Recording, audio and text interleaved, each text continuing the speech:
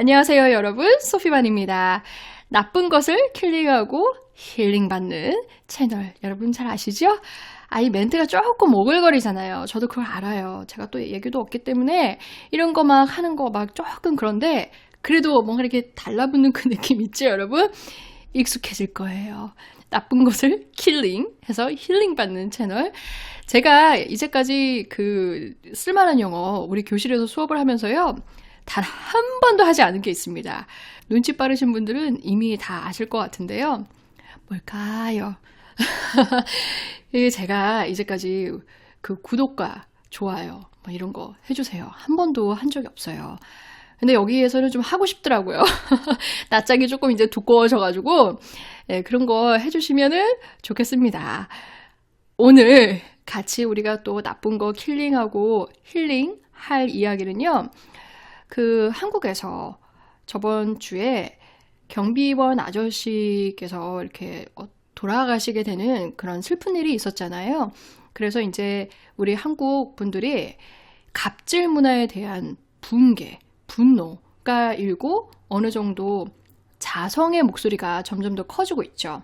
그 경비원 아저씨께서 좋은 곳으로 잘 가셨기를 바라고요. 우리 이런 거 없애려면 진짜 없애고 싶죠, 여러분. 내가 갑질하는 입장이 아닌 사람은 그냥 갑질 다 없애버리고 싶어요. 그 진짜 못된 정도가 아니라 못돼 처먹은 그 나쁜 문화이기 때문에 누구나 다 원치 않는 싫어하는 건데도 왜 잘 안 없어질까 이게. 뿌리를 그냥 확 뽑아서 없애버려야 하는 건데. 그래서 오늘 이 얘기 우리 같이 나누면서 왜 그런지 그리고 우리 한국에 사는 분들, 미국에도 물론 갑질이 있습니다. 그런데 이제 전반적으로 봤을 때 우리가 오늘은 일단 미국 얘기를 하는 건 아니고 한국 이야기, 미국 얘기도 해드릴까요? 제가 그럼 비교하면서 말씀을 한번 드려볼게요. 아무래도 최근에 우리가 접한 그 갑질에 대한 그 각성이 일어나게 된 게 경비원 아저씨의 그 안타까운 죽음이기 때문에 그 이야기를 또 할 수밖에는 그냥 할게요.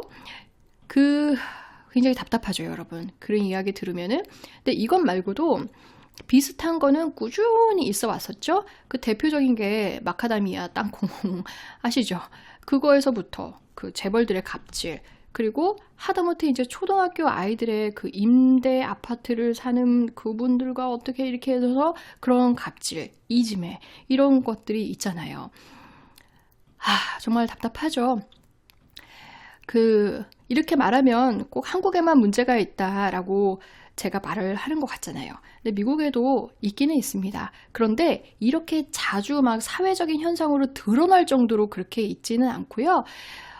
여기에서 예방하는 법은 bully로 볼 수 있는데 학교에서 만약에 아이들을 bully를 하면은 그거는 일종의 범죄 행위로 취급을 해요. 여러분 왜 미드나 영화 같은 거 보면 스쿨버스 탔을 때 막 키 큰 애들이 조그만 애들 막 괴롭히고 이런 거 있잖아요. 그거 안 됩니다. 그거 정말 심각하게 받아들이고 있고요. 그리고 회사에서도 직장 내에서도 bully가 있기는 있어요. 그런데 그것 또한 이제 신고를 하게 되면은 엄벌에 처하는 그런 거는 있죠. 그리고 아무래도 이 어린아이들에서부터 어떤 계급적인 요소 때문에 그런 갑질에 대한 문화는 미국에서는 그렇게 크게 표면적으로 드러나거나 피부로 그래서 느끼는 부분은 많지는 않습니다. 그래서 뉴스에서 그렇게 회자될 정도는 아니에요. 근데 이제 한국에서 아무래도 너무 충격적으로 우리한테는 다가오기 때문에 한국 얘기를 좀 해보자면은 저는 그 갑질이 왜 생겼을까 더 생각을 해보게 됐던 계기였어요. 이번에 여러분은 왜 그토록 우리가 싫어하는데도 이 문화죠, 일종의. 이게 이렇게 뿌리 깊이 남아있을까 생각해 보셨을까요?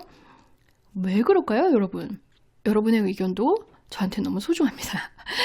제 생각에는 모든 사회는 클래스가 있죠, 계층이. 그런데 이게 아무래도 계층보다는 계급 이렇게 나뉘는 게 그냥 겉으로 봤을 땐 돈이죠. 그런데 아이들에서부터 이렇게 키워주는 거는 기본 바탕에 비교 문화가 있기 때문에 그런 것 같아요. 비교. 그리고 이 비교 문화에 또 우리가 동참을 하게 되는 거는 남보다 앞서가는 삶. 그래야지 행복한다고 생각하는 그런 삶에 대한 생각이 있기 때문이라고 그런 느낌이 들더라고요. 아이들 교육을 또 언급할 수밖에 없는데요. 요즘엔 제가 참 마음이 그나마 좋은 게 어머니들 사이에서 이제 깨이신 분들, 오픈마인드가 충분히 되시고 이제 좀 통밥이 크신 분들, 소신도 있으신 분들이 점차 늘어난다고 들었어요.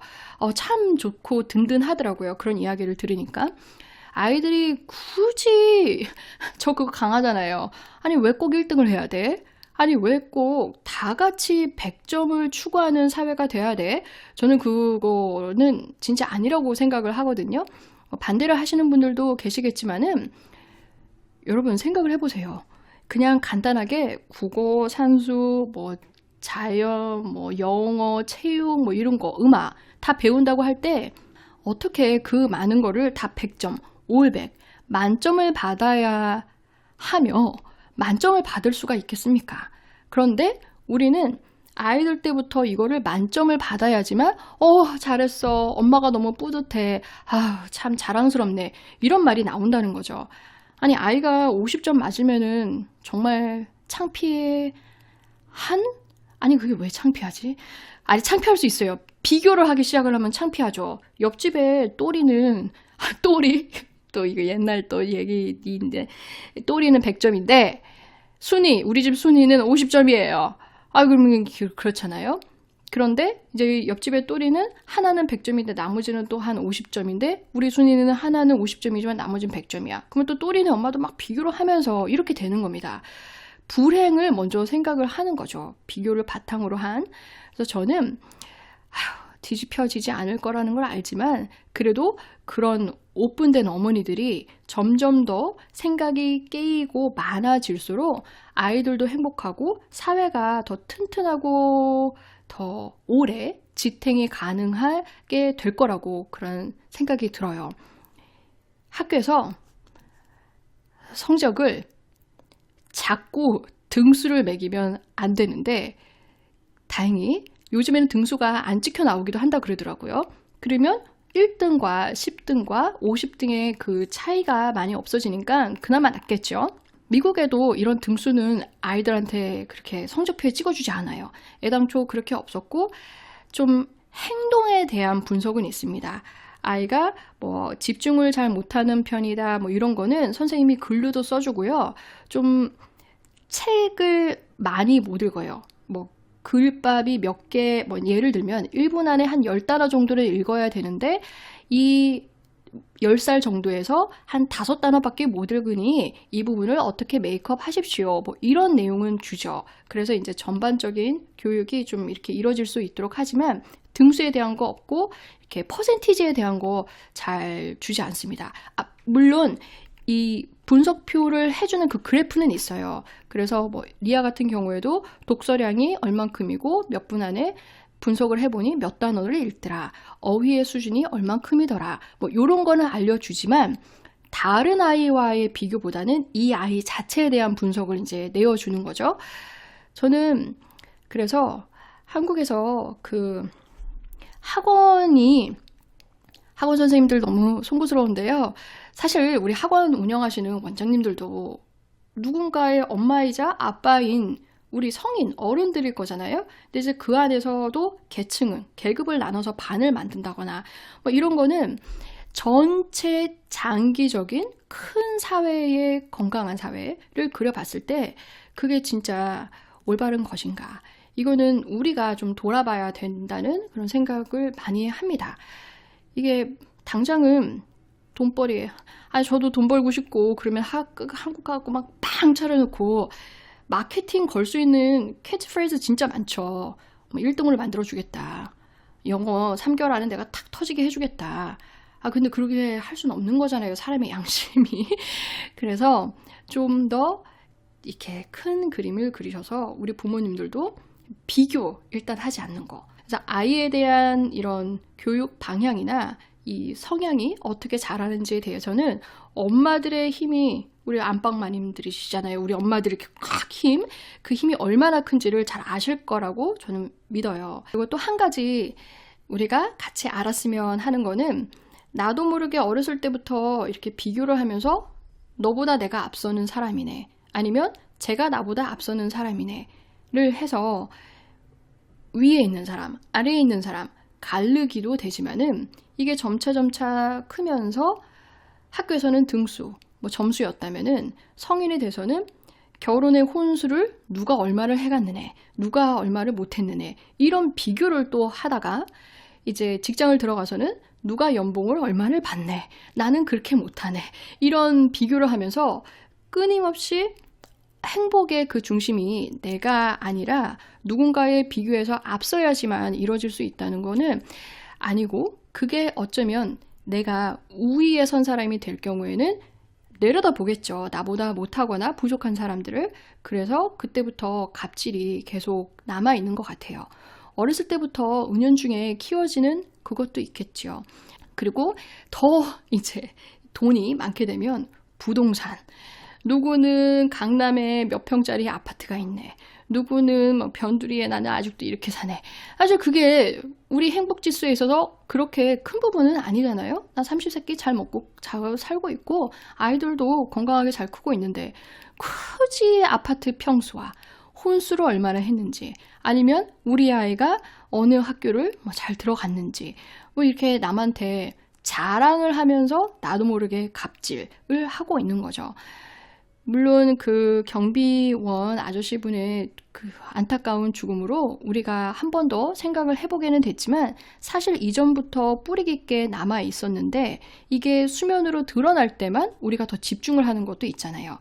그런데 알게 모르게 사실은 다 알면서 이렇게 어렸을 때부터 갑질 문화에 중심이 돼서 살아가고 있는 거죠. 이렇게 은연중에 젖어들면서. 근데 이거를 좀 변화시킬 수 있는 거는 그 아이들의 교육인 것 같아요. 교육이죠, 사실은. 그리고 우리 그 교육의 중심에 있는 거는 물론 학교 시스템도 있고 뭐 학원도 뭐 있고 뭐 정부에서 내주는 어떤 그 방침도 있고 하지만은 우리 어머님들의 역할이 굉장히 크잖아요. 어머님들 똑똑하신 분들이 얼마나 많은데요. 그분들이 좀 힘을 좀 더 장기적인 안목에서 건강하게 발휘를 한다면은 좀 사회가 전체적으로 밝아지고 좀 건강해지지 않을까. 이런 갑질 때문에 서로를 죽이고 아니면 비난하거나 이게 물리적으로는 생명을 잃지는 않았을지 모르지만은 새치혀로 갑질하면서 죽이는 일들 많습니다. 사람 마음에 상처 내기도 하고 잊지 못할 그런 일들. 그래서 그 부분을 아이들을 어렸을 때부터 우리 엄마들이 앞장서서 오픈마인드로 그렇게 살아갔으면 좋겠어요. 오늘 이야기를 더 하게 된 게 웃으면서 할 수 있는 밝은 이야기는 아니지만 나쁜 것을 죽이는 킬링 하면서 좀 우리도 다시 돌아보고 힐링을 받을 수 있는 이야기이기 때문에 한번 이야기를 꺼내보았습니다. 여러분, 제 채널 이거 봐주시는 분들 정도면은 저는 분명히 깨신 분들이라고 그렇게 믿어요. 그래요, 여러분. 항상 마무리를 어떻게 해야 될지 저는 아직도 혼란스럽습니다. 그래요. 오늘 이야기는 여기까지 하고요. 오늘 하루도 건강한 음식 드시고 행복하게 그렇게 보내세요. 다음에 또 뵐게요. 안녕히 계세요. 바이.